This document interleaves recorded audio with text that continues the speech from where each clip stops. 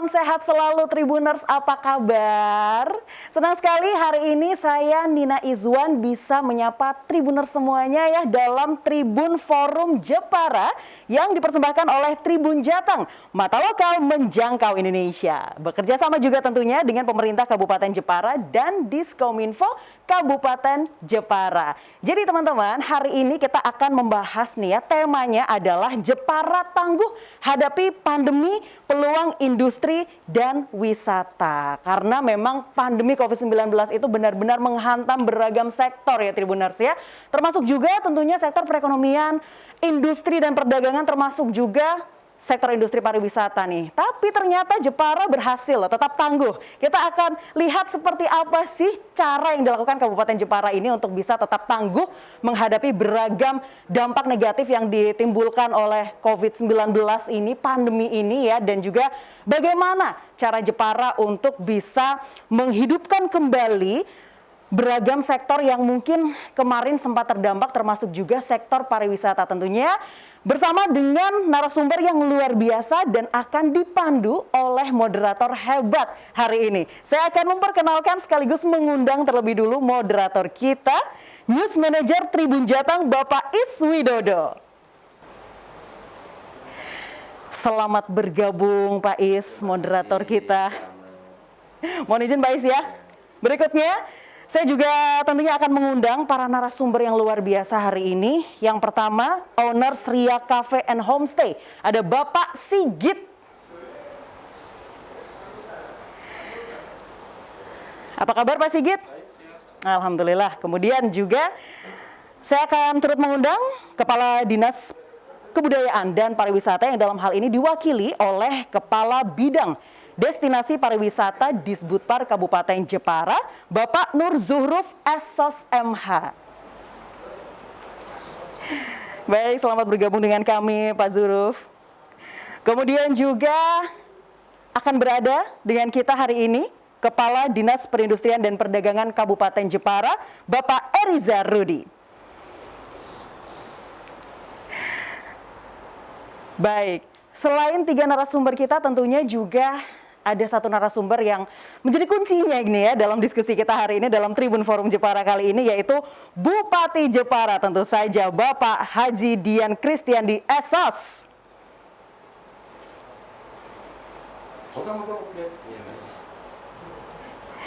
Baik, selamat datang Pak Bupati. Dan tentunya diskusi dalam Tribun Forum Jepara akan dipandu sepenuhnya oleh moderator. Saya persilahkan. Hai Tribuners, hari ini kita berada di Jepara, tepatnya di kantor Bupati Kabupaten Jepara. Hari ini kita Tribun Forum Jepara dengan topik Jepara tangguh hadapi pandemi, peluang industri dan wisata. Oleh karena itu, tadi sudah disebutkan bahwa Tribuners hari ini bisa diskusi dan bincang-bincang bersama Bapak Bupati, Kepala Disperindak, kemudian Kepala Disbudpar yang diwakili oleh Pak Kabid, dan owner Ria Cafe and Restoran Bapak Sigit. Selamat siang, Assalamualaikum Pak. Selamat siang. Selamat siang. Salam. Tribuners, sebagaimana fakta dan kondisi saat ini, setiap kabupaten dan daerah berlomba-lomba untuk menggalakkan vaksinasi, meningkatkan imunitas tubuh masyarakat, dan membangkitkan ekonomi, pariwisata, dan lain sebagainya, sektor industri juga, sehingga pada hari ini Tribun Jateng dalam acara Tribun Forum kerjasama dengan Diskominfo Kabupaten Jepara dan Kabupaten Jepara, Pemda Kabupaten Jepara, kita akan mengupas secara detail apa saja langkah-langkah Pak Bupati ini sehingga sektor pariwisata dan industri bisa tetap bertahan dan bahkan tumbuh. Baik Tribuners, kita mulai dari yang pertama, yaitu pemimpin nomor 1 di Kabupaten Jepara, yaitu Bapak Haji Dian Kristiandi SOS. Kami biasa menyapanya Mas Andi. Assalamualaikum, selamat pagi Mas Andi. Waalaikumsalam, selamat pagi Mas Is. Mas Andi, Jepara ini termasuk yang tangguh hadapi pandemi, baik dari sisi kesehatan, ekonomi, pendidikan, pariwisata, dan lain sebagainya. Sebenarnya capaian vaksinasi dan kondisi sekarang kasusnya seperti apa Mas Andi? Oke, jadi memang pandemi ini sempat membuat hampir seluruh sendi-sendi tatanan kegiatan, baik itu sosial, ekonomi gitu ya, itu kita di Jepara khususnya hampir dalam kurun waktu 2 tahun gitu. Ini hampir 2 tahun. Itu memang semuanya sangat terasa, terdampak sekali. Nah, upaya-upaya yang dilakukan karena ada sinergitas dari pemerintah dengan seluruh stakeholder yang ada, itu TNI, Polri, tokoh-tokoh masyarakat, tokoh agama, kita libatkan semua, baik itu organisasi sosial kemasyarakatan gitu ya. Sehingga kita sempat udah menyampai ke level 2. Artinya dengan PPKM leveling ini, kita tadinya di level 3, kemudian turun lagi ke level 2. Nah, dalam proses perjalanan, ternyata kemarin sempat kita terganggu oleh proses pelaksanaan vaksinasi. Jadi satu variabel yang memang hari ini itu cukup kita harus benar-benar mati-matian mengusahakan untuk kembali ke levelnya lebih rendah begitu, itu faktor vaksinasi khususnya para lansia. Nah, dalam konteks ini, alhamdulillah kita per hari ini sudah mencapai 53%. 53% untuk vaksinasi gitu ya. Sehingga ini sudah sangat memungkinkan, saya yakin nanti oleh indikator-indikator sebagai penentu leveling akan kembali ke level 2 kembali. Nah, harapannya seperti itu. Memang ini semuanya atas kerja keras, kerja bersama, gotong royong antar semua elemen. Gitu Mas Is.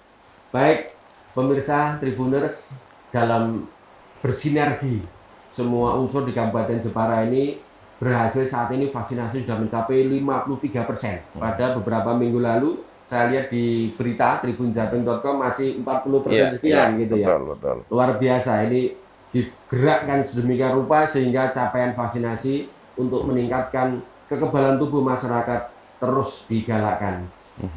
Mas Andi, ini setelah sektor kesehatan juga terdampak, kemudian ekonomi juga terdampak sedemikian rupa, apa yang dilakukan oleh Pak Bupati ini dalam membangkitkan industri dan pariwisata? Iya, memang kita tahu ya bahwa Jepara ini kan potensi unggulannya adalah pariwisata. Kalau kita lihat dari sumber daya alam yang dimiliki, berbicara soal pariwisata, orang pasti tahu dong di Jepara ini ada Karimun Jawa gitu ya. Orang juga pasti tahu kalau di Jepara ini ada ukiran, mebel yang ada di Jepara ini. Saya yakin tidak hanya orang Jawa Tengah saja, bahkan bukan hanya Indonesia, internasional juga sudah tahu persis kalau di Jepara ini sebagai salah satu atau bahkan satu-satunya yang kita ini bisa mengukir seperti yang ada di belakang atau depan kita ini kan. Ini asli khas Jepara ini, ukiran kayak kita ini. Nah, Mas Is, kalau apakah masa pandemi ini tidak terdampak? Terdampak sekali. Tapi bagaimana kemudian kita tetap mampu bertahan? Maka yang kita ajak adalah mereka, para pelaku-pelaku usaha. Baik itu yang industri berskala mungkin padat karya yang begitu banyak memakai karyawan gitu. Kita ajak mereka, ajak karyawan mereka, ajak para manajemen mereka untuk ambil sebuah komitmen yang sama. Bahwa pandemi ini harus kita hadapi secara bersama-sama. Persoalan vaksinasi kita libatkan mereka. Teman-teman TNI Polri supportnya juga luar biasa gitu ya. Jadi pada saat awal-awal untuk pelaksanaan vaksinasi ini, yang pertama adalah mereka para pemberi pelayanan kepada masyarakat. Terus kemudian kedua adalah para tenaga kerja. Nah, itu kita upayakan khusus untuk tenaga kerja ini, dukungannya mereka juga sangat baik begitu. Kita upayakan maksimal untuk vaksinasi awal, itu memang para nakes kita, para pemberi pelayanan, kemudian para karyawan, yang akhirnya adalah terakhir ini untuk anak-anak sekolah, anak-anak sekolah gitu ya. Pelajar ini. Nah, terkait dengan itu, dunia pariwisata ini juga kita dorong. Awal kita tutup untuk sementara pariwisata, tutup semua destinasi. Untuk mempersiapkan bahwa kesiapan kita sebagai penyelenggara itu sudah benar-benar dirinya ini harus kebal dulu. Oh iya. Ya, kita kasih vaksinasi mereka para petugas yang ada di lapangan. Kemudian dengan leveling kemarin kita sempat memberikan pembatasan. Oh iya. Kita batasi mereka dalam kapasitas kunjungannya adalah 25%. Maksimal 25%. Maksimal 25%. Semoga saja nanti ke depan setelah level kita turun akan sedikit diberikan kelonggaran. Memang selalu setiap hari, setiap saat, setiap ada kegiatan kita mengedukasi masyarakat, kita sosialisasikan bahwa pandemi ini belum berakhir. Iya, iya. Kita boleh dengan keleluasaan sedikit yang diberikan atas dasar peraturan, tapi pelaksanaan kegiatan sehari-hari harus tetap dengan protokol kesehatan. Saya kira itu yang membantu kita, Mas Is. Mas Andi, terkait vaksinasi kemarin kan sempat terhambat karena pasokan dari pusat juga mengalami keterlambatan ya, atau mungkin dibagi-bagi merata se Indonesia biar capaiannya bergerak bersama gitu. Nah, kira-kira Mas Andi targetkan kapan ini bisa level 2, kemudian kapasitas wisatawan bisa naik, kemudian pendidikan tatap muka juga langsung ditambah lagi. Bisa cerita Mas Andi? Iya, sebenarnya kita mentargetkan itu awal Oktober, akhir Oktober kemarin, itu kita harus sudah mencapai minimal 50%. Tapi karena memang beberapa faktor ya yang mempengaruhi termasuk distribusi, distribusi vaksin. Memang alhamdulillah sampai sekarang ini vaksin kita cukup lah, vaksin kita cukup. Nah, upaya kita dengan warga masyarakat yang sebenarnya kita itu ada 53% vaskes yang dimiliki, ini yang sudah optimal melakukan, kira-kira jumlahnya sekitar 60-an lah.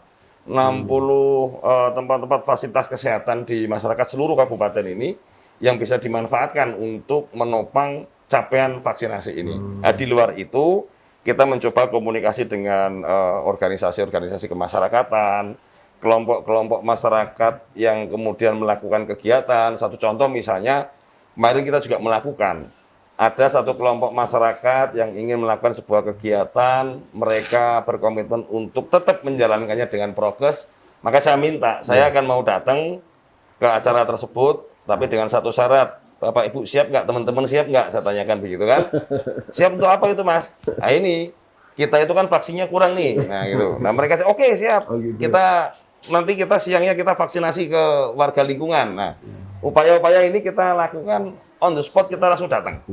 Jadi yang selama ini mungkin disediakan di puskesmas, mungkin di kecamatan, begitu ya. Nah, kita kembangkan ke lingkungan-lingkungan masyarakat secara langsung. Setiap mereka akan melakukan kegiatan, kita tawari mereka, kita ajak ngobrol mereka. Alhamdulillah, mereka antusiasme cukup. Iya. Jadi semua mendorong untuk itu dan dia berkomitmen untuk agar supaya warga masyarakatnya tercapai sebuah kekebalan komunal itu, Mas Is. Ya. Mas Andi, dalam bulan ini sampai ke depan awal-awal tahun nanti, kira-kira sektor unggulan apa ini pengembangan pariwisata dan industri ini biar cepat bangkit itu apa saja yang kita dorong dan kita fasilitasi? Iya, kalau kita lihat sebenarnya mereka cukup terdampak begitu ya. Kita memberikan fasilitasi kepada mereka. Apapun mereka tetap harus berkarya. Mereka harus tetap berkarya, mereka harus tetap mengembangkan inovasi-inovasi. Mereka harus tetap melakukan aktivitas. Nah, oleh karenanya pemerintah kita memberikan fasilitasi misalnya kayak di bidang seni gitu ya, seni dan budaya. Mereka kelompok-kelompok karawitan, mereka para pelaku seni mungkin apalah yang di sini Jepara itu punya seni khas Jepara ya, emprak atau wayang, tampilan wayang kulit kayak begitu. Bahkan sampai ke teman-teman komunitas dangdut misalnya. Nah, itu kita fasilitasi. Mereka tetap bisa melakukan kegiatan tapi melalui live streaming kayak begitu yang tanpa penonton. Kita fasilitasi oleh Kominfo, tapi ini disebar kan di masing-masing, mereka tetap melakukan aktivitas itu. Nah, ini upaya-upaya ke sana untuk teman-teman di bidang pariwisata. Nah, kalau yang di perusahaan-perusahaan, mereka tetap masih bisa berjalan, tapi kita lakukan awal-awal kita kontrol secara ketat mereka.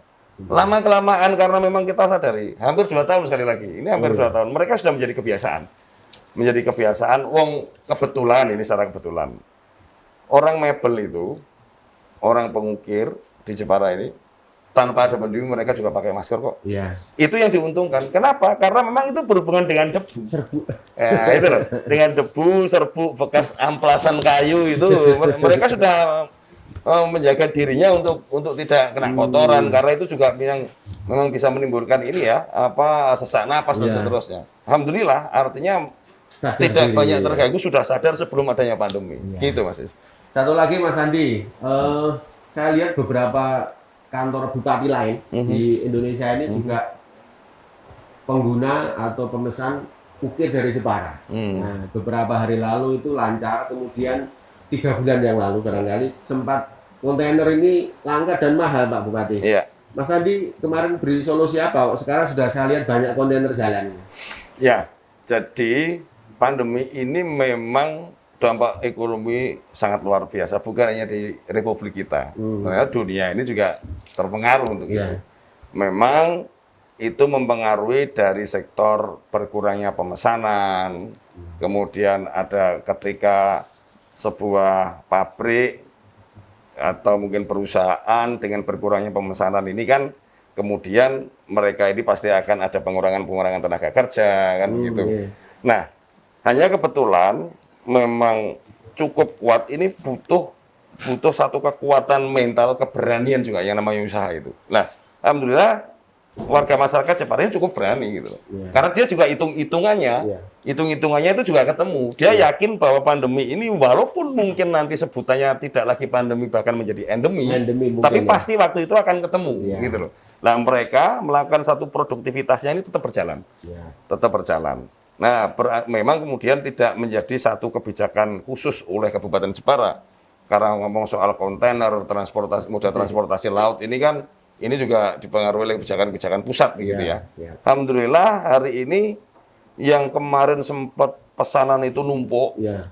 mereka ya ada juga sih memang yang batal ordernya, yang terjadi pemutusan kontrak karena memang Tertunda diperkirakan pengiriman ya. tertunda pengiriman. Tapi teman-teman ini nampaknya sangat yakin bahwa nanti akan segera bisa pulih kembali. Iya. Nah, pulihnya kembali ini atas tadi semua elemen harus bersama-sama. Iya. Termasuk teman-teman swasta ini memang walaupun yang mereka cukup merasakan begitu tapi masih punya keyakinan. Nah, itulah yang mendorong kita ini bisa segera pulih kembali seperti sekarang ini. Ya, Mas Andi, panjang lebar cerita tentang sektor wisata yang mau diunggulkan, didorong-dorong, kemudian industri juga difasilitasi dan didorong bersama agar memajukan Jepara gitu ya. Sebenarnya target dari PAD pariwisata itu sekitar berapa Mas Andi?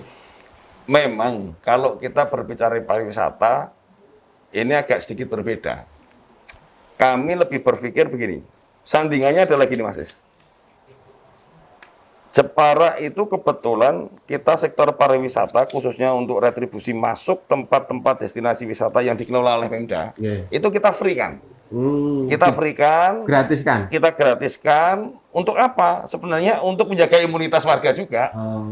Warga masyarakat itu kalau kurang piknik, kurang Jawa bilang itu, ya bisa juga mereka itu mudah kena penyakit, gitu kan? Kurang seneng. Nah, dia nggak pernah piknik, dia mau misalnya memberikan fasilitas anak-anaknya khususnya untuk Jepara ini, warga masyarakat Jepara, ini untuk piknik itu nggak kuat karena memang keterbatasan ekonomi begitu. Maka kita gratiskan kecuali Sabtu Minggu memang. Nah, untuk Sabtu Minggu ini kita masih melakukan penarikan. Hari Minggu atau Sabtu Minggu? Hari Minggu. Hari Minggu. Kita berikan tetap untuk penarikan retribusi. Gitu. Retribusi masih ada. Tapi itu pun tidak mempengaruhi target daripada pendapatan pariwisata sebelum pandemi maksud saya. Jadi waktu itu target kita di angka 4,3 miliar lah. Kisaran itu lupa angka lengkapnya saya lupa ya. 4,3 kira-kira gitu. Nah, karena pandemi ini apapun semuanya terdampak sehingga target kita itu di angka 990 sekian juta.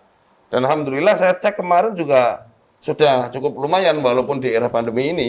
Jadi sudah mulai lebih dari 80% tercapai daripada target yang memang tinggal 2 bulan ke depan. Saya kira itu, Mas. Baik, Tribuners, panjang lebar Mas Andi menjelaskan Bupati Jepara yang ini memang muda, smart, dan semangat untuk membangun dan memajukan masyarakat sejahtera di Kabupaten Jepara.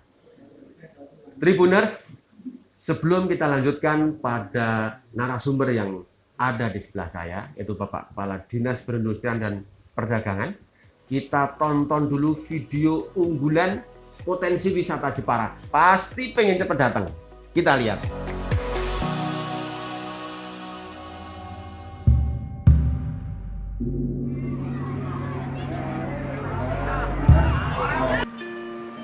Suasana pagi selalu menawarkan semangat baru dalam memulai hari.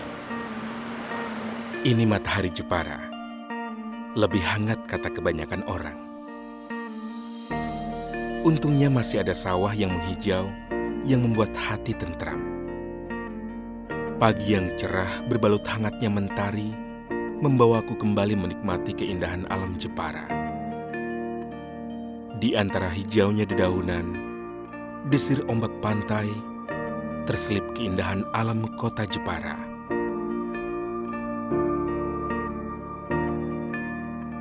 Tampak gumpalan awan putih melayang di angkasa seakan menyapaku pagi ini, memberiku semangat untuk menjelajahi kembali indahnya bumi Kartini.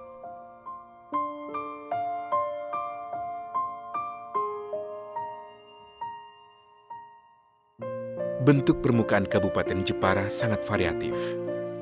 Secara topografi, Kabupaten Jepara dapat dibagi dalam 4 wilayah, yaitu wilayah pantai di bagian pesisir barat dan utara, wilayah dataran rendah di bagian tengah dan selatan, wilayah pegunungan di bagian timur yang merupakan lereng barat dari Gunung Muria, dan wilayah perairan atau kepulauan di bagian utara yang merupakan gugusan Kepulauan Karimun Jawa. Kabupaten Jepara terletak sekitar 73 km arah timur laut kota Semarang. Secara astronomis, Kabupaten Jepara berada pada 5 derajat 43, 20,67 lintang selatan sampai 6 derajat 47, 25,83 lintang selatan dan 110 derajat 9, 48,02 bujur timur sampai 110 derajat 58, 37,40 bujur timur dengan luas wilayah 100.416 hektar. Memiliki garis pantai sepanjang 72 km dan terdiri dari 14 kecamatan, 183 desa, dan 11 kelurahan.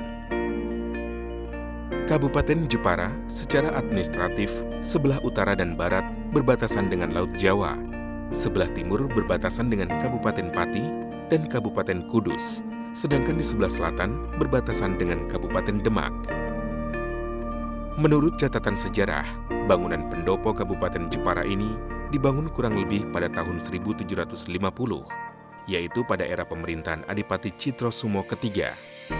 Beliau merupakan pemimpin pemerintahan ke-23 selama kurun waktu 22 tahun, yaitu sejak tahun 1730 hingga tahun 1760.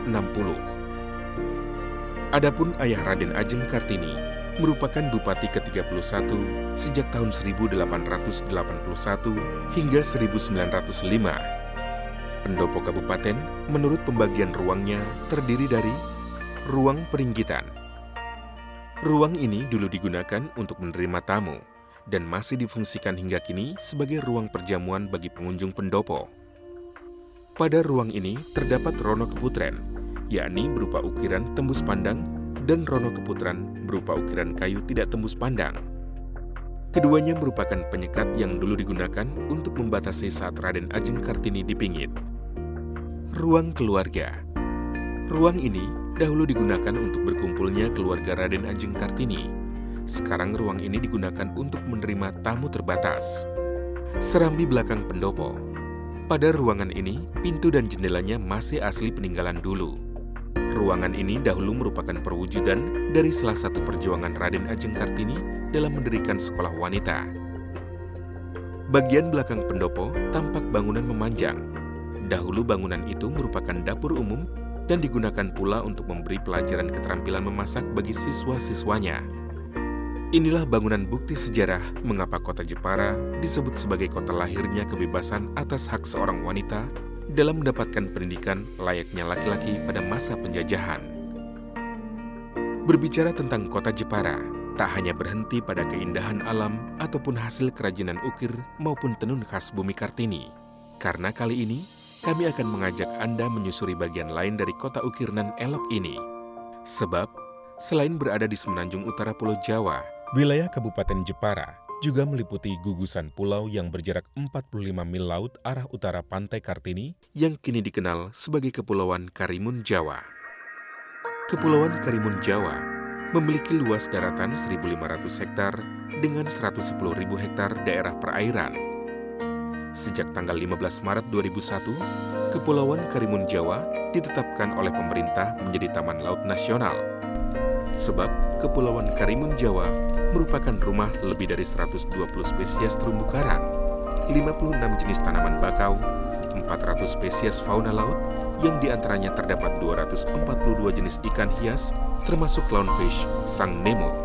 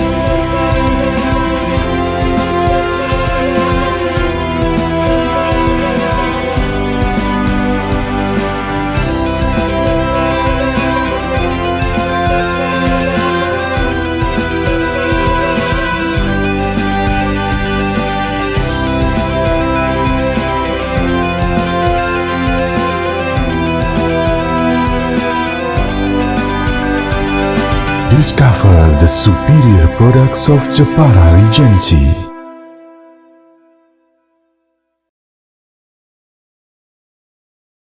Baik pemirsa dan Tribuners, kita lanjut kepada Bapak Kepala Dinas Perindustrian dan Perdagangan, Pak Eriza, ya. Pak Eriza Rudi. Selamat siang Pak Eriza, ya. Ya. Oke, Pak Eriza.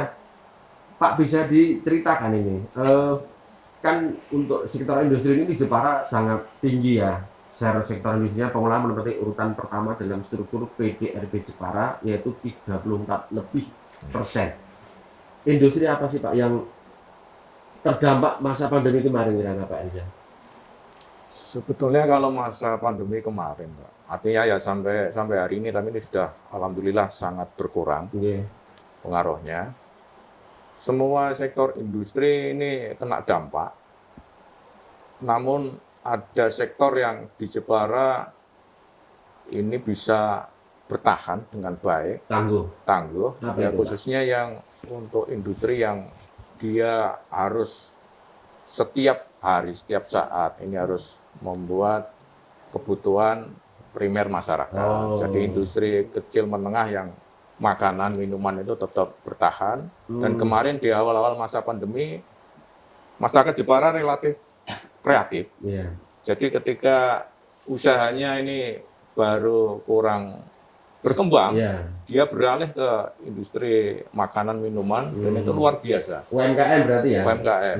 Jadi walaupun masa pandemi, orang tetap harus makan. Dan justru malah dia harus cari makanan-makanan yang sekiranya nanti membuat imunitas tubuh ini meningkat. Sehingga kreativitas ini muncul banyak sekali di tengah-tengah masyarakat yang tadinya potensi itu tidak tergali, Mas Is. Iya. Tidak tergali, dia merasa sebelumnya tidak bisa membuat seperti itu, Iya. justru kemarin bermunculan.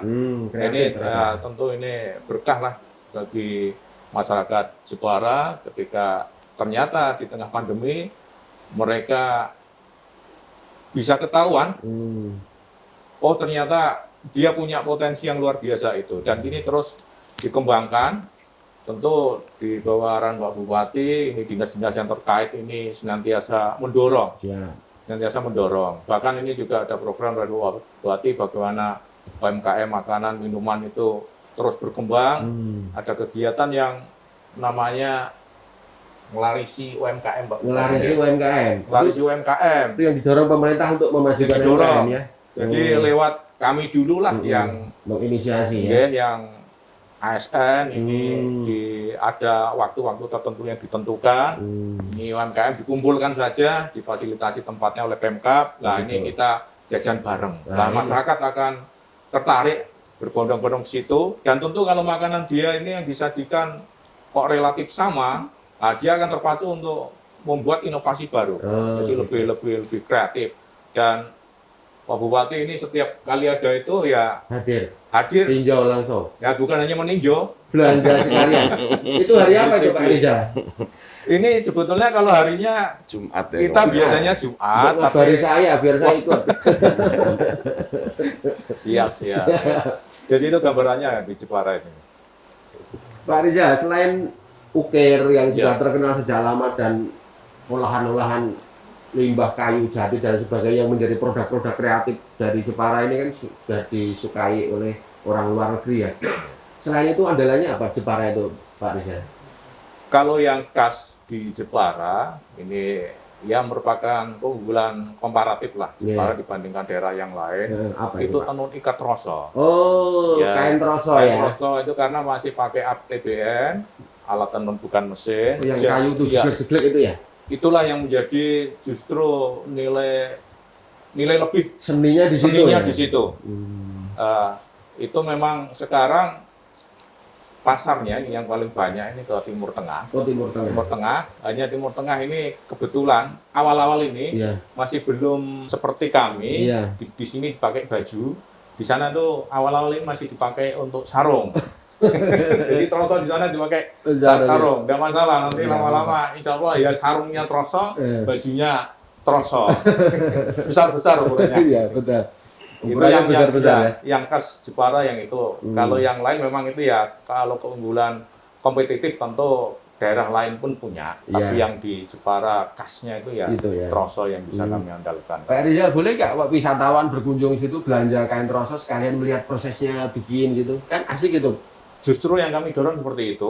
Oh itu ya. Oke, karena yang menarik dan dia nanti akan menghargai karya seni itu ketika melihat satu benang ini Prosesnya disusun. Benang sangat- satu-satu bisa jadi kain. Jadi nanti dikasih harga berapapun dia nggak akan protes Betul, karena Pak. prosesnya sulit. Iya. Kalau saya nawar itu.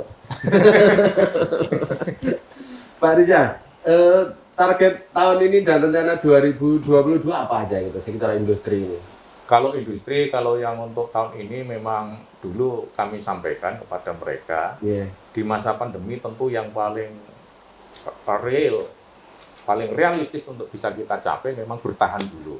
Bertahan di tengah pandemi ini, jangan sampai ada usaha-usaha yang belum tikar. Iya. Nah, ke depan kami menginginkan nanti tumbuh sentra-sentra industri kreatif yang baru di Jepara, bukan hanya Sorry, Pak Rizal, biar mereka nggak gulung tikar tutup apa fasilitas pemerintah kepada mereka? baik ini kemarin yang untuk industri makanan minuman, Iya. difasilitasi untuk pemberian bantuan bahan baku. Oh. Kemudian mereka yang masih minim pengetahuannya tentang bagaimana produk-produk yang Packaging. baru, packaging itu juga dilatih semua. Termasuk jualan di online dan Betul, sebagainya ada iya. pelatihan ya. Memang itu nanti ketika tidak diperbolehkan dulu ketemu dengan pembeli secara langsung, Betul. ya pemasaran secara online itulah yang kemarin digalakkan. Oke. Baik, Tribuners, ini obrolan Tribun Forum kerjasama Tribun Jateng dengan Diskom Info Kabupaten Jepara dan Pemda Kabupaten Jepara. Setelah Pak Bupati, kemudian Pak Kadis Perindak, kita lanjut kepada Bapak Dinas Pariwisata yang hari ini diwakili oleh Kabid Destinasi Pariwisata nih Pak, Pak Nur Zuhruf. Panggilannya Pak Nur atau Pak Zuhruf? Selamat siang Pak Nur. Pak Nur, ini pariwisata ini di Jepara menjadi sorotan. Selain Karimun Jawa yang sudah terkenal mendunia, itu sebelum pandemi dulu kan banyak turis-turis ke sana ya, Pak Nur.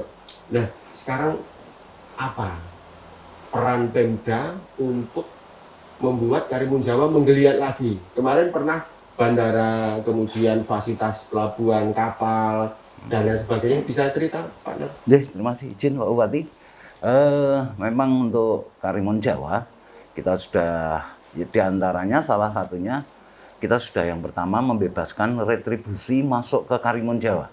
Gratis retribusi? Gratis, iya. Kapalnya Pak? Kapalnya masih ini karena operator. Kapal itu punyanya swasta. Kapal punya swasta. Seperti Retribusinya itu. 0 rupiah. Iya. Disubsidi oleh pemerintah. Luar Nol biasa. memang iya. Jadi itu diantaranya. Kemudian juga kita penataan lingkungan di Karimun Jawa. Kemudian yang terpenting di masa pandemi ini memang kita juga sudah mendapatkan bantuan alat untuk deteksi suhu tubuh yang tidak perlu menggunakan thermal gun, Pakai apa itu Pak? pakai scanner itu. Layar ya? Iya, begitu lewat di pelabuhan itu kita sudah tahu, oh ini suhu tubuhnya sekian. Seperti itu. Pakai Kemudian peduli lindungi juga ya? ya jelas itu. Ya. Cuman untuk QR-nya masih dalam Oke, proses lagi. barcode scan itu ya. Proses, iya. Baik. Pak Nur, itu Iya. kan tadi bicara panjang lebar pariwisata, kemudian ditarget sekian miliar. Kira-kira apa strategi pariwisata ini untuk betul-betul terrealisasi? Di masa pandemi ini kebetulan kemarin memang ada perubahan target dan kami berusaha di peluang-peluang yang sempit ini memang kita harus selalu mengupayakan penataan, khususnya penataan objek-objek wisata yang ada di lingkungan yang dikelola oleh pemerintah kabupaten. Ini Pak Bupati memang salah satu program unggulan di antara 4 program itu pariwisata. Jadi memang infrastruktur di sana itu sudah cukup memadai, kemudian petugas-petugas Oh, itu sudah ada. juga sudah memadai, kemudian pelayanan, Iya. promosi Pelayanan dan promosi. ini juga Karena saya masih lihat dermaganya sudah bagus, Iya. jalan dari ujung ke ujung Karimun Jawa sudah bagus, di pinggir-pinggir juga ada tambak udang gitu ya. Selain yang ditawarkan mancing atau beningnya air di Karimun Jawa, apa sih Pak yang menarik di Karimun biar orang-orang datang ke sana? Sebetulnya memang di Karimun itu kalau dikatakan seperti objek wisata di timur Indonesia, itu memang sangat luar biasa. Mereka bisa main snorkeling, bisa diving, kemudian ada Taman Bakau yang di sana, Taman Bakau. kemudian pantainya, pasirnya yang sangat luar putih, biasa luas. putih. Ya, jadi itu salah satu yang menjadi daya tarik wisatawan, khususnya memang wisatawan mancanegara, di mana di tahun 2020 hampir off. Iya. Nah, ini di 2021 sudah segar kan lagi ya. sudah mulai bergerak. Apa saja Mas Nur yang untuk bantuan pemerintah mempromosikan, mengangkat dan potensi Karimun Jawa ini mencuat ke dunia lagi seperti dulu gitu, strateginya seperti apa? Banyak sekali kita sudah diberi keleluasaan untuk melakukan promosi, memang melalui media sosial, baik melalui TIC Dinas Pariwisata, kemudian Infocom ini juga selalu mempromosikan melalui biro, kemudian agen-agen wisata itu kita untuk seperti itu. Berarti kapan-kapan bersama Tribun ke sana lagi ya? Silahkan kemarin ya. Sekali-kali snorkeling dong Mas Nur. Terus Pak Nur itu kan ini bulan November, Desember ini kan angin tinggi ya, gelombang juga tinggi, angin kenceng. Dulu itu pasokan BBM sempat terganggu kalau situasi seperti itu, bahkan penumpang dan kapal tertahan di sana. Bisa cerita sekarang seperti apa? Kalau memang di bulan Januari cukup sulit untuk wisata ya di Karimun Jawa. Memang cukup sulit. Tapi kalau masih di Desember masih bisa. Ya.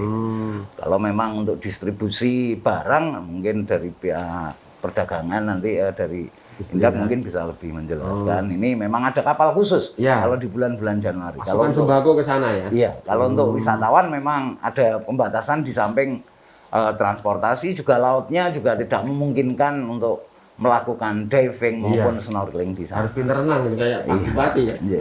Tapi kalau untuk wisata umumnya di Kabupaten Jepara tidak masalah, walaupun di musim hujan kita juga banyak wisatawan di gunung. Oh iya. Kemudian wisata religi, ada wisata makam budaya. Siapa itu sepuh itu Pak Nur? Yang dimana banyak sekali ini mulai dari Mantingan, dari Nyamplungan. Nyamplungan. Itu banyak. Dalam waktu dekat ini ada agenda apa Mas Nur untuk menggeliat pariwisata ini? Kemarin kita baru saja event besar itu mancing. Oh, yang mancing? Iya, tanggal 15 kemarin ya. Oh. Kemudian nanti di darat juga masih ada cukup banyak. Kalau diizinkan buka juga event Natal tahun baru ini juga cukup. Iya, cuma nanti kira-kira ini nanti kita itu kalau ini sebenarnya sudah banyak sih, sudah banyak kok. Ada komunitas-komunitas, kemarin itu ada komunitas Mercy, ada komunitas Vespa. Itu kan kita ajak kerjasama mereka itu, bikin kegiatan reunian lah mereka yang mau apalah namanya ketemu di beberapa destinasi itu. Saya yakin ini kan menjadi tambahan untuk bergeliatnya kembali ya di sektor pariwisata, khususnya UMKM-nya mereka. Jualan-jualan mereka jadi laku kayak begitu. Oleh-olehnya. Nah, gitu kan. Sekarang walaupun memang kita batasi mereka, tapi kalau lokasinya itu agak luas, kalau kita di ruangan itu misalnya kan sekarang ini kira-kira 30% lah satu tempat itu tempat kapasitasnya. Lah kalau di lapangan 30% itu kan ada 200-500 orang.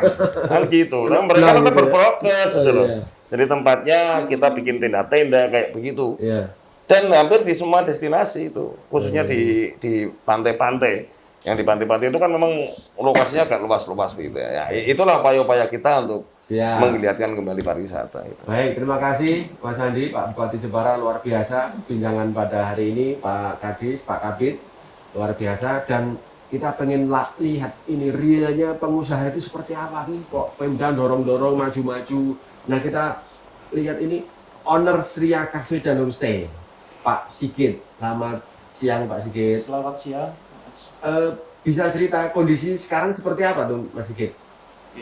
Di kafenya, di bisnisnya di sana seperti apa? Ini real ini, kita dengar ini. Realnya nggih. Saya matur nuwun artinya. Izin Pak Bupati. Ya untuk kondisi realnya nggih, untuk saat ini, tapi sebelumnya saya mau bercerita sedikit yang pada intinya untuk semenjak pandemi tahun kemarin hampir 1,5 tahunan ini, memang pada awalnya termasuk Sria itu juga tutup 1 bulan. Setelahnya kita dengan kekuatan ya kurang lebihnya 30% lah dalam semua hal, kita tetap berusaha untuk tetap eksis, tetap berusaha untuk tetap buka dengan harapan tetap ada customer.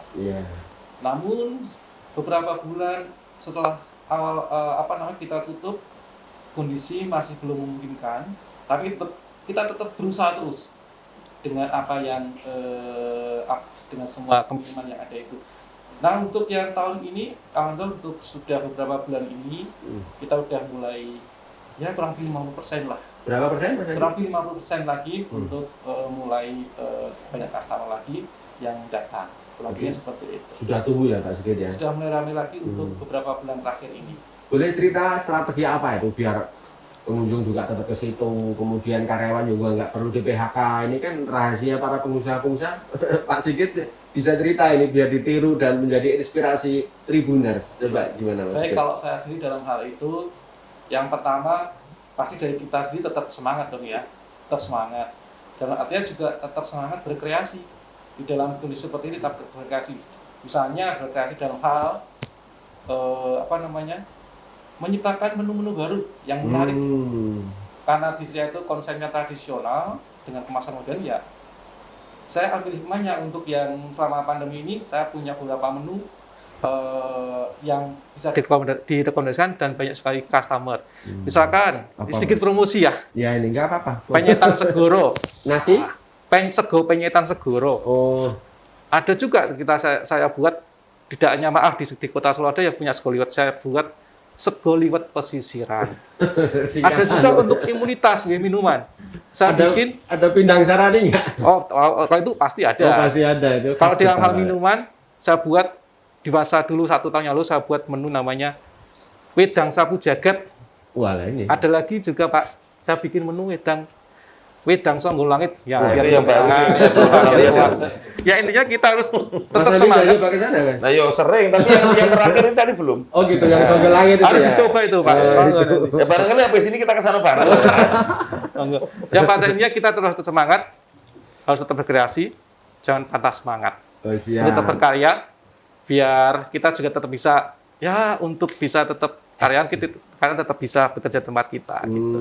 Gitu.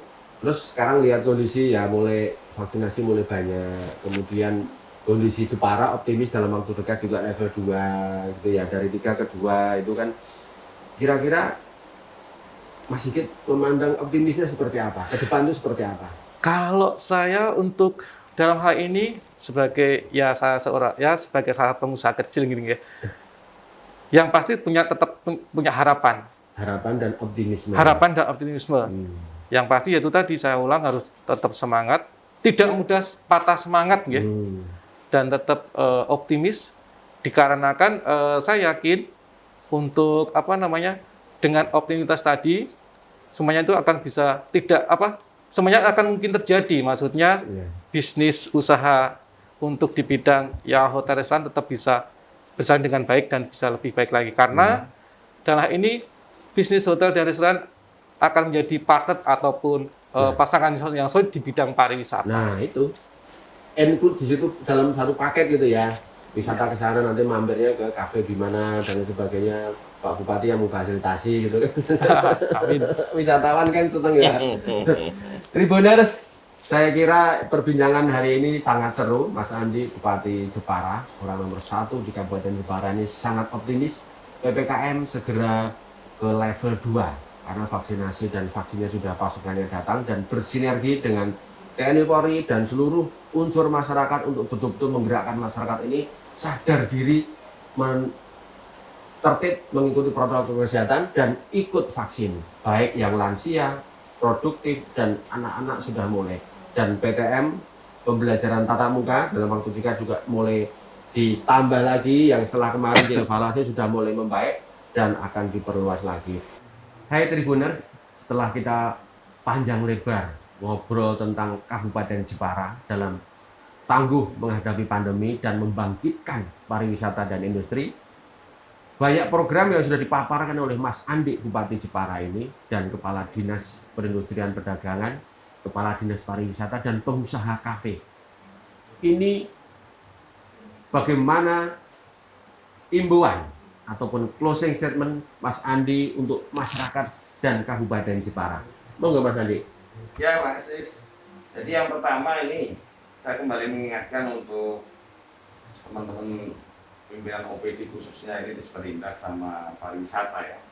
Terus lakukan pantauan terhadap mereka, perkembangannya seperti apa begitu. Berikan kemudahan fasilitasi termasuk izin operasional, mobilitas industri.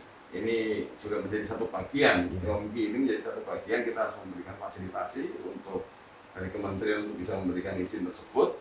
Kita pantau ke sana, pada masyarakat pun sama. Ayo, jangan pernah tidak kita ini punya semangat yang tinggi. Harus punya semangat juang yang tinggi, itu yang pertama. Tetap melakukan aktivitas, inovasi kita juga terus harus kita kembangkan begitu dengan sumber daya yang ada. Hanya satu, jangan lupa, pandemi belum berakhir, seluruh kegiatan kita harus tetap menerapkan protokol kesehatan. Karenanya, tetap semangat, jaga kesehatan selalu. Assalamualaikum warahmatullahi wabarakatuh. Waalaikumsalam warahmatullahi wabarakatuh. Oke.